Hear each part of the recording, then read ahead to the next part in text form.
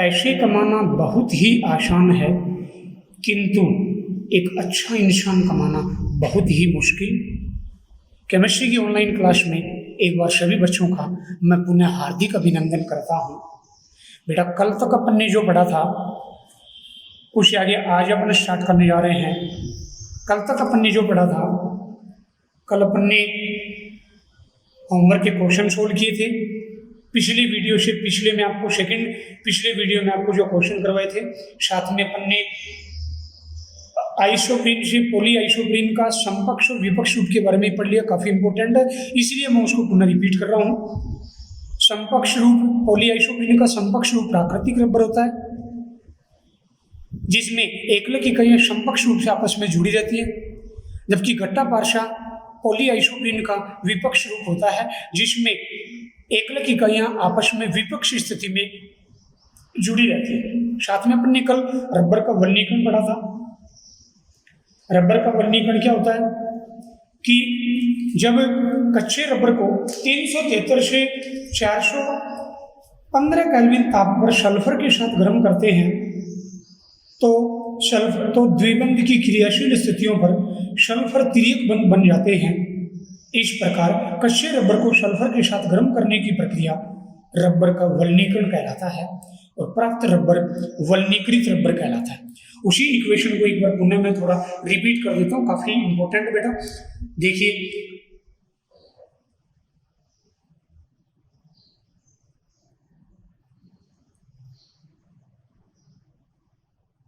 ये बहुलक में एक श्रृंखला है, ऐसे ही दूसरी होगी, ऐसे बहुत सारी होंगी बेटा।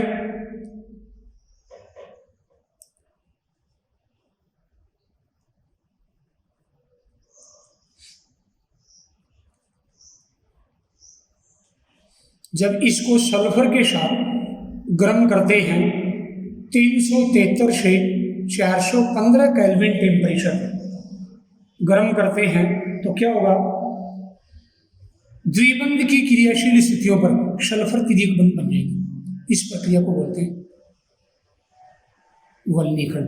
आगे स्पेस करना है, मैं यहाँ बना किस तरह से बनेगा। देखो, सल्फर क्रियाशील द्विबंध की क्रियाशील स्थिति पर सल्फर बंध कैसे बनेंगे, सल्फर सेतु बंध कैसे बनेगा। देखिए बेटा, ये बॉन्ड खुलेगा और इस बॉन्ड के खुलने पर देखिए बेटा किस तरह से बॉन्ड है वो बनेगा। दूसरी श्रृंखला ये होगी, इस कार्बन की वैलेंस इंक्रीज होगी और ये क्रियाशील स्थिति पर सल्फर की बन जाएगा। इसी तरह से अगले जो कार्बन है, इस कार्बन चैन में बहुलक में एकलक में कार्बन श्रृंखला के बीच में इसी तरह से सल्फर का बंध बन जाएगा और इस तरह से ये हो गया वल्लीकृत रबर, जिसमें वाइनिलिक स्थिति पर सल्फर तिर्यक बंध बन गए। इसको बोलते हैं वल्लीकृत रबर। और वल्लीकरण की प्रक्रिया से जो प्राप्त रबर है, इस प्रक्रिया को सबसे पहले चार्ल्स गुडियर ने 1839 में वल्लीकरण की प्रक्रिया की थी, जबकि इस प्रक्रिया का जो पेटेंट है 1843 में थॉमस हैंकॉक नामक साइंटिस्ट ने किया था। उसके बाद अपन ने बेटा एक 15 नंबर का अपने टेस्ट पेपर ऑब्जेक्टिव पेपर आपसे सोल्व करवाया था, जिसका सॉल्यूशन आने वाले वीडियोज में आपको दिया जाएगा। जो बच्चे पीछे रह गए हैं वो भी उसको कवर कर लेते हैं। उसके बाद आज अपन शुरू करते हैं। देखिए बेटा, संश्लेषित रबर किनके बारे में रीड करेंगे। अपन संश्लेषित रबर के बारे में रीड करेंगे। अपन ने प्राकृतिक रबर के बारे में रीड कर लिया और अब अपन शुरू कर रहे हैं सिंथेटिक रबर।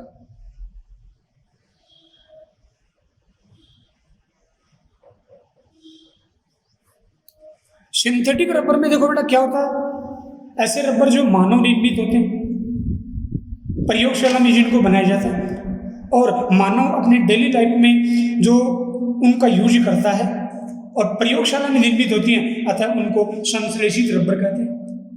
संश्लेषित रबर को अपनी लंबाई से दुगुने तक खींचा जा सकता है। जितनी उनकी लंबाई होती है उससे उनको दुगुने तक खींचा जा सकता है और बाह्य बल यदि हटा दें तो पुनः वो अपनी प्रारंभिक अवस्था में आ जाते हैं। इनमें वल्लीकृत रबर के समान ये संश्लेषित रबर वल्नीकृत रबर के समान ही बहुलक होते हैं। इनके अंदर जो एकलक होते हैं सामान्यतः वेरी वेरी इंपॉर्टेंट, वो 1,3 इस पॉइंट को अच्छे से याद रखेंगे। अभी अपन पढ़ेंगे इस ऑनलाइन क्लास में 1,3-ब्यूटाडाइइन। 1,3-ब्यूटाडाइइन के व्युत्पन्न उनके सहबहुलीकरण से संश्लेषित रबर बनते हैं। 1,3-ब्यूटाडाइइन के जो व्युत्पन्न होते हैं उनके सहबहुलीकरण से क्या बनता है बेटा? संश्लेषित रबर है, उसका निर्माण होता है।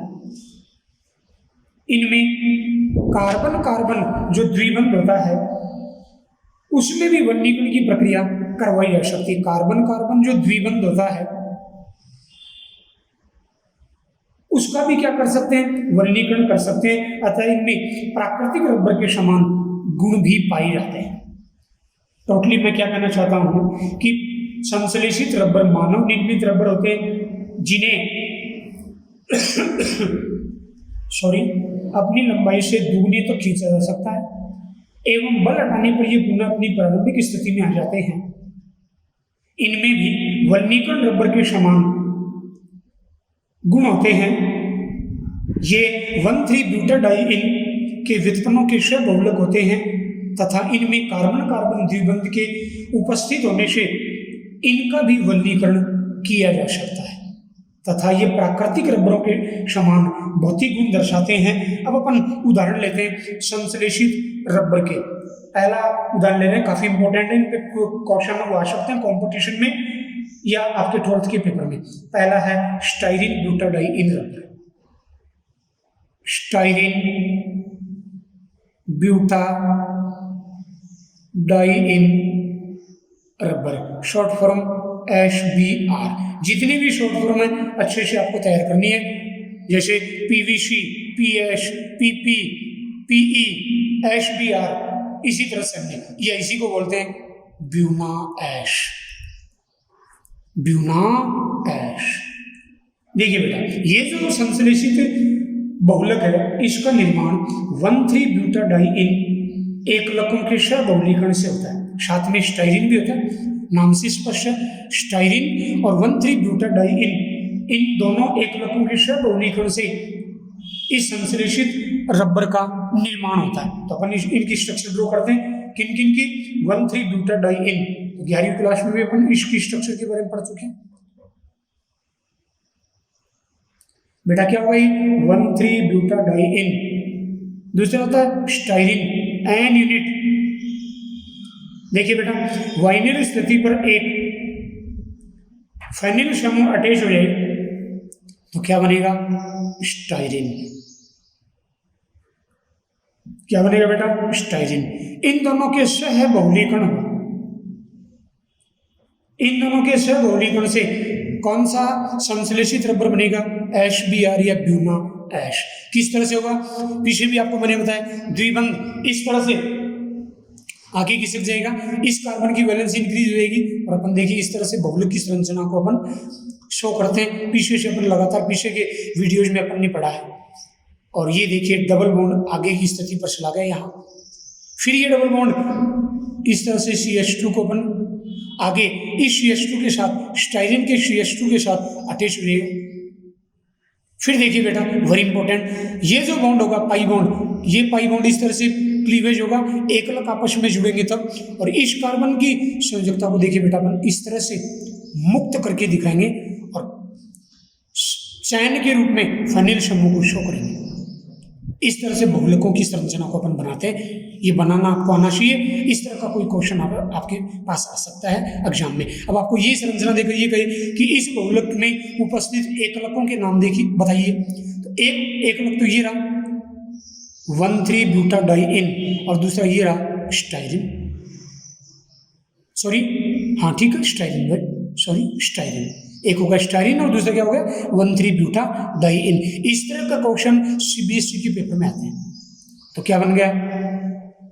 ब्यूना ऐश। ऐश किसको दर्शा रहा है? स्टाइरिन को। Bu किसको दर्शा रहा है? ब्यूटाडाइइन को। Na इस प्रक्रिया में Na सोडियम उत्प्रेरक का काम करता है। स्टाइरिन ब्यूटाडाइइन रबर या ब्यूना ऐश क्या बन गया? संश्लेषित रबर बन गया। अब इसका उपयोग, पहला उपयोग जूते बनाने में, किसको बनाने में? जूते बनाने में इसका यूज करते हैं। दूसरा, अधिकांश वाहनों के टायर बनाने में, वाहनों के टायर निर्माण में इसका यूज किया जाता है।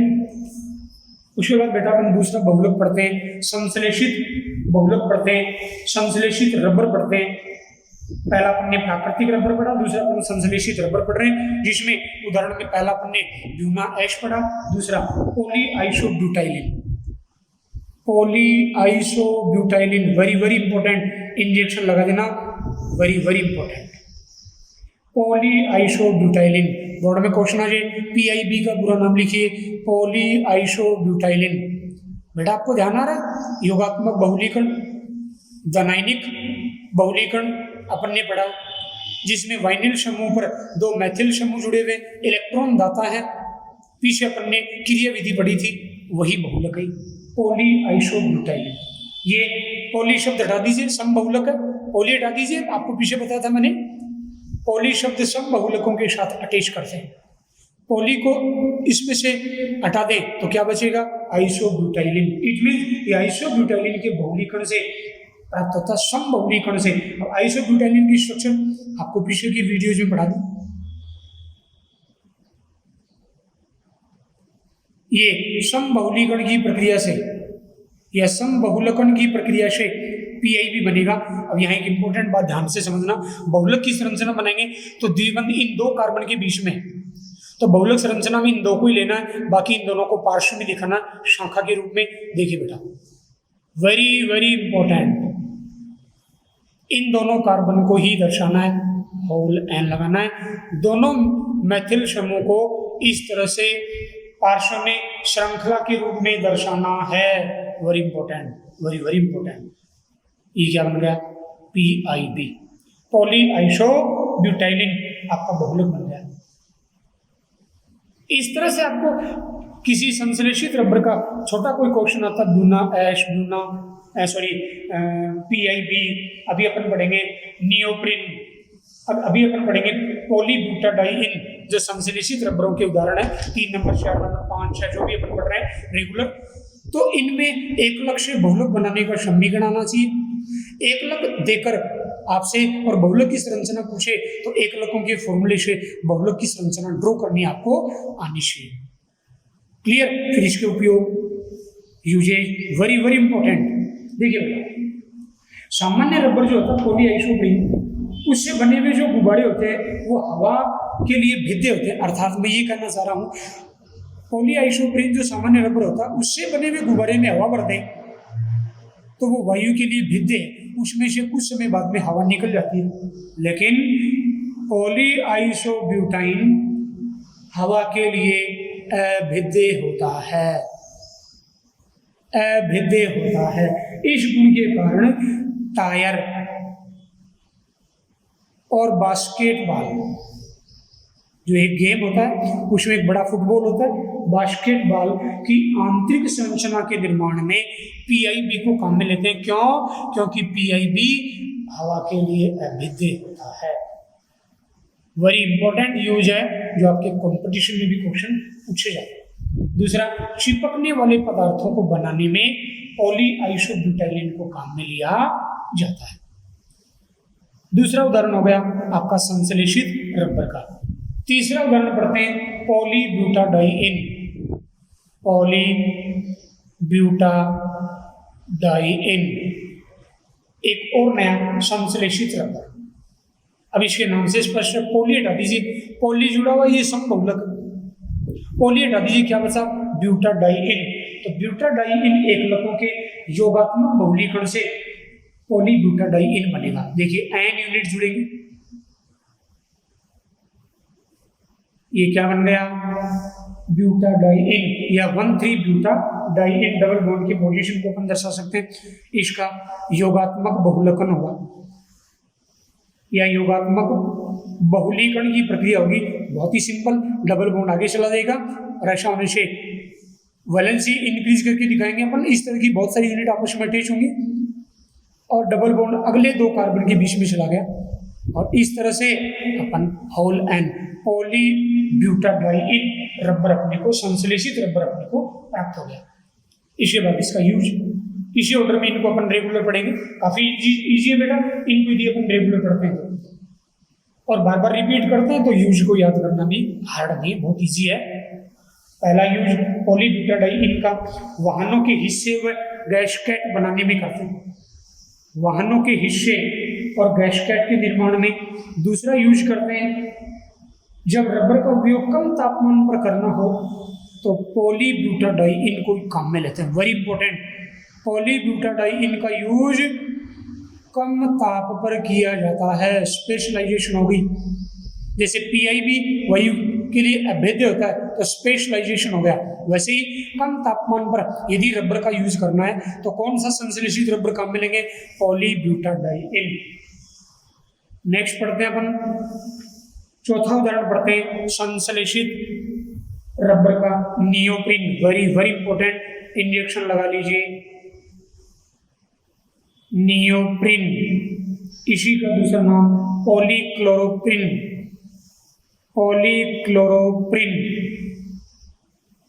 इसमें पॉली हटा दो, क्लोरोप्रीन एक लकों के बहुलीकरण से क्या बनेगा?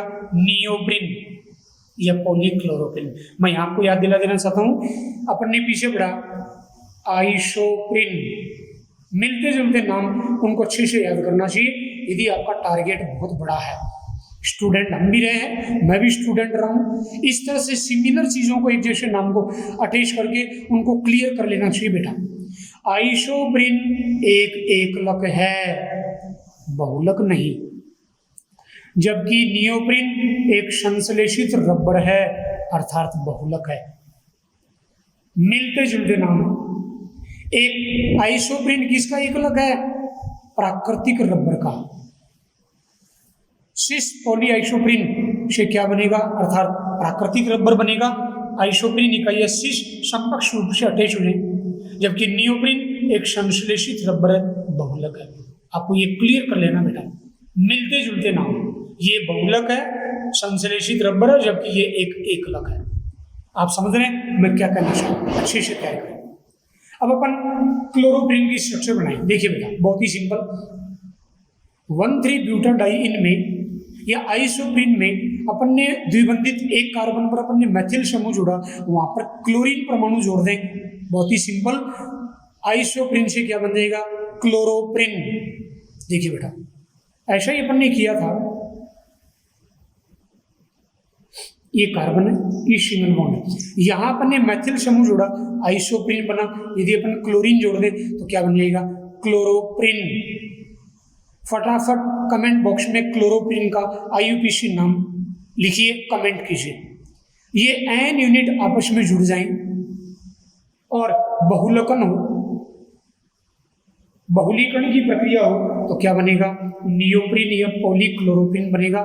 बहुलक की संरचना को दर्शाना बहुत ही सिंपल, उसी वे में डबल बॉन्ड अगले दो कार्बन के बीच में चला जाएगा। CH2C Cl double bond CH CH2 whole है, क्या बन गया? नियोप्रीन। क्या बन गया बेटा? नियोप्रीन या पॉलीक्लोरोप्रीन।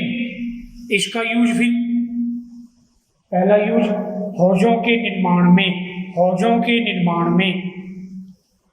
दूसरा यूज वाहनों के पट्टे, गैस्केट आदि के निर्माण में। इसका स्पेशलाइजेशन क्या है? ये एक ठोस रबर है। क्या है बेटा? ठोस रबर है, अतः तेलों के प्रति उच्च प्रतिरोधक क्षमता दर्शाता है। तेलों के प्रति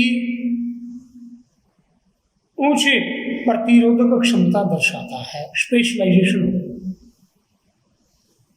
तेलों के प्रति उच्च प्रतिरोधक क्षमता दर्शाता है, अतः इसका यूज अपन तेलों के प्रतिरोधकता का गुण दर्शाने वाले जो रबर है उनमें इसका यूज अपन कर सकते हैं। जैसे स्पेशलाइजेशन पीआईबी का हवा के लिए वैद्य, पॉलीब्यूटाडाइइन कम तापमान पर यूज करना हो तो इस संश्लेषित रबर को काम में लेते हैं, वैसे नियोप्रीन काम में। उसके बाद बेटा देखिए अगला जो अपना उदाहरण है संश्लेषित रबर का, नाइट्राइल रबर। नाइट्राइल रबर या इसी को short form NBR, nitrile butadiene rubber, या इसी को बोलते हैं ब्यूना एन। एक होता ब्यूना ऐश, अभी अपन ने पढ़ा इसी वीडियो में, एक होता ब्यूना एन। क्लियर? ब्यूना ऐश होता है HBr, जबकि ब्यूना एन होता है एन पहले आ रहा, ब्यूना ऐश पहले आ रहा था HBr, ब्यूना एन तो एन पहले आएगा NBr। ये वही सिमिलर 1,3-ब्यूटाडाइइन उसमें भी था HBr में, और ये बनता है एक्रिलोनाइट्राइल या प्रोपीन नाइट्राइल के सहबहुलीकरण से बनता है। तो एक लकों की स्ट्रक्चर बनाएंगे अपन, वही 1,3-ब्यूटाडाइइन की ये स्ट्रक्चर बनाएंगे। एक्रिलोनाइट्राइल की बनाई, वेरी इंपॉर्टेंट, पहली बार पढ़ रहे हैं। यदि वाइनिल समूह पर अपन शीयन समूह को जोड़ दें तो क्या बन जाएगा? एक्रिलोनाइट्राइल, वेरी इंपॉर्टेंट, या प्रोपीन नाइट्राइल, IUPAC नेम इसका। इसके सहबहुलकन की प्रक्रिया होगी तो क्या बनेगा? वैसे ही बहुलक की संरचना को दर्शाना बहुत ईजी, डबल बॉन्ड आगे खिसक जाएगा और ये डबल बॉन्ड इसके साथ जुड़ जाएगा और ये डबल बॉन्ड आगे स्ट्रक्चर जो दर्शाते हैं उसमें मुक्त संयोजकता दर्शा देंगे। तो देखिए बेटा बहुलक की संरचना, CH2 CH double bond CH, ये डबल बॉन्ड आगे खिसक गया, CH2 और आगे इस अटैच हो जाएगा CH, ये डबल बॉन्ड अपन मुक्त संयोजकता दर्शा देंगे और साइड में अपन शाखा के रूप में CN को दर्शा देंगे। क्या बन गया? Buena N. इंग्लिश में दर्शाना चाहिए ब्यूना एन, जहां BU ब्यूटाडाइइन, एन एक्रिलोनाइट्राइल और या नाइट्राइल को, और Na सोडियम उत्प्रेरक को शो करता है। फिर इसके भी उपयोग देखिए बेटा। पहला, ईंधन के संग्रहण में प्रयुक्त टैंकों को बनाने में इसको काम में लेते हैं। ईंधन के संग्रहण में प्रयुक्त टैंकों, ऑयल शील आदि को बनाने में इसको काम में लेते हैं। ऐसे दूसरा यूज है गैसकेट के निर्माण में। अब इसका स्पेशलाइजेशन क्या है बेटा? यह ओजोन अपक्षय व तेलों के प्रति उच्च प्रतिरोधक क्षमता दर्शाता है। अतः इसका ब्यूना एन का एक घर्षण भी कम होता है। दोबारा रिपीट कर दूं, तेलों के प्रति उच्च प्रतिरोधक क्षमता दर्शाता है। अतः ईंधन के संग्रहण में जो ऑयल होता है उसको स्टोर करते हैं उन टैंकों को बनाने में नाइट्राइल ब्यूटाडाइइन रबर को काम में ले सकते हैं या ब्यूना एन को काम में ले सकते हैं। इस तरह से इन संश्लेषित रबर की स्पेशलाइजेशन के साथ इनके यूज को आप याद कर सकते हैं। देखिए बेटा, यहाँ बहुत ही काम की बात बता रहा हूँ, सबको एक साथ याद करने का। देखिए बेटा, CH2CH, इसके साथ कोई ग्रुप जोड़ देना, इंपॉर्टेंट बात पढ़ रहे, एक साथ एक लकम को याद करने का। यदि G की जगह मैं Cl जोड़ दूं तो क्या बन जाएगा? Vinyl chloride. एक साथ याद करने का तरीका क्या बन जाएगा बेटा? Vinyl chloride. यदि मैं यहाँ C6H5 रिंग जोड़ दूं तो क्या बन जाएगा? स्टाइरिन। क्या बन जाएगा? स्टाइरिन। और अभी मैंने Cn अटैच किया, क्या बन गया? एक्रिलोनाइट्राइल।